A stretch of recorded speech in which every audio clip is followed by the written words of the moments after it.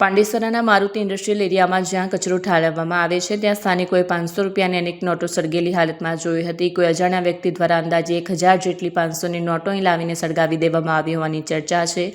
રસ્તા પર અર્ધબળેલી નોટો વેરવિખેર પડેલી જોઈને લોકોમાં ભારે આશ્ચર્ય ફેલાયું અને આ જોતજોતામાં વાત વાયુવેગે ફેલાઈ ગઈ. પોલીસે સ્થળ પરથી અડધી સળગેલી નોટોનો નમૂનો કબજે કર્યા છે.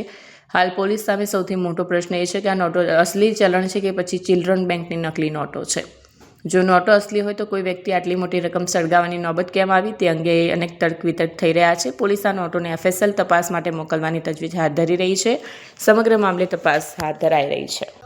मेरा नाम दिनेश सेक्शन सोनू है। दिनेश भाई बताइए क्या देखा है आपने और कौन सा विस्तार लगता है? ये नागसिम नगर पांडेसरा। क्या देखा है आपने?